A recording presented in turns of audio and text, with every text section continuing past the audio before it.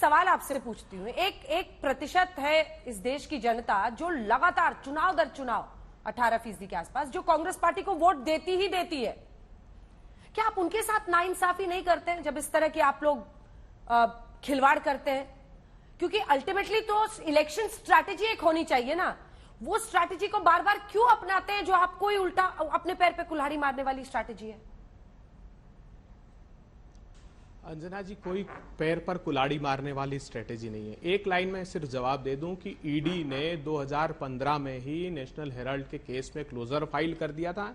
इन लोगों ने ईडी को उठाकर बाहर फेंक दिया। नेशनल हेराल्ड पे एक बार फिर से डिबेट कर लेंगे। आप दोनों मेरे एक भी सवाल का जवाब नहीं दे रहे। उन पे जेपीसी पे पूछती हूँ, कहानी पूरी सुना देते हैं। आपसे मैं कुछ और पूछती हूँ इलेक्शन स्ट्रैटेजी पे, आप नेशनल हेराल्ड पे चले जाते हैं। पहले मेरे सवाल का जवाब दीजिए, फिर अपनी अपनी कहानियां सुनाइएगा। मैं फिर से आपसे पूछ रही हूँ अंजना जी, सर मेरा भी तो पेशेंस थोड़ा सा वेयर आउट करेगा ना सर।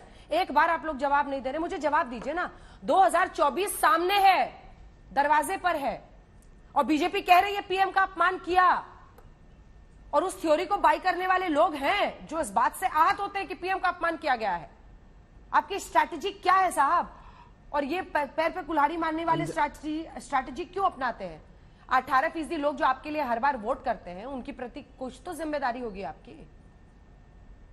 उनके प्रति नहीं, देश ने दायित्व भी तो ये दिया है।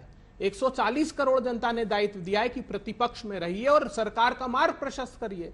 वही तो हम कह रहे हैं। हम कह रहे हैं प्रधानमंत्री जी 5,35,000 करोड़ रुपए की अगर बैंक फ्रॉस्टर्स हिंदुस्तान का लूट कर भाग गए तो आप एक्शन लीजिए। प्रधानमंत्री जी दूरबीन उठाइए और देखिए, दूर दूर तक आपको हिंदुस्तान में बेतहाशा बेरोजगारी दिखाई देगी। 12 करोड़ लोगों के रोजगार छीन गए प्रधानमंत्री जी। 84 करोड़ ने अपनी आमदनी से हाथ धो लिया प्रधानमंत्री जी। और इस महामारी की विभीषिका में जब आप कहते थे आपदा में अवसर तलाशिए, तब प्रधानमंत्री जी 142 लोगों ने 30 लाख करोड़ रुपए हिंदुस्तान के कमाए, और अंतिम पंक्ति में खड़ा हुआ आदमी ठगा सा महसूस कर रहा है। वो दूरबीन लेकर ढूंढ रहे हैं अच्छे दिनों के वादे को। प्रधानमंत्री जी 60 और 70 रुपए का दाल और तेल कैसे 200 रुपए के पार हो गया। प्रधानमंत्री जी 400 रुपए का गैस का सिलेंडर 1000 रुपए के पार हो गया। प्रधानमंत्री जी ये लोग देख रहे हैं कैसे इंटरनेशनल मार्केट में क्रूड ऑयल के प्राइस $20 पर बैरल हो गए थे, तब भी 100 रुपए के पार हिंदुस्तान ने पेट्रोल खरीदा। और आपने वादा किया था कि डायनेमिक फ्यूल प्राइसिंग पॉलिसी लेकर आ रहे हैं, अगर इंटरनेशनल मार्केट में दाम बढ़े भी तो जनता को आपको उसको तकलीफ नहीं देंगे। 27 लाख करोड़ रुपए का डाका डाला। आरबीआई कह रहा है अपनी रिपोर्ट में कि आपके गलत निर्णय, नोटबंदी और गलत जीएसटी के कारण हिंदुस्तान का एमएसएमई तबाह हो गया।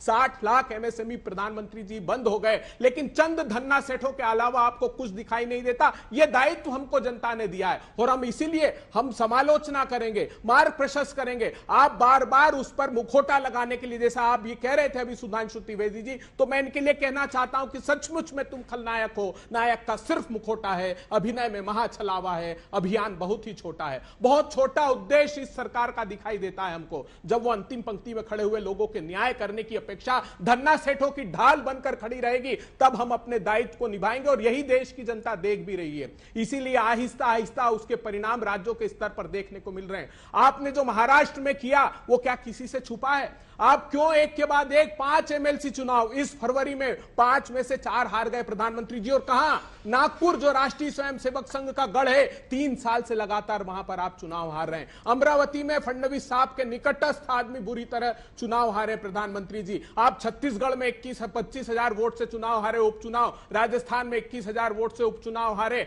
पंचायत तक के चुनाव महाराष्ट्र में 50% से अधिक हार गए। इसीलिए हार की हताशा से आप शिवसेना के खिलाफ प्रतिशोध की कार्रवाई वहां पर कर रहे हैं, प्रतिपक्षी दलों के खिलाफ रेड कर रहे हैं प्रधानमंत्री जी। लेकिन एक बार आपको वो लोग दिखाई नहीं दिए जो हिंदुस्तान के संसाधन लूट कर भाग रहे हैं। तो अंजना जी, इसलिए हम दृढ़ता से, मुखरता से इस देश के नागरिकों की आवाज को बुलंद करते रहेंगे।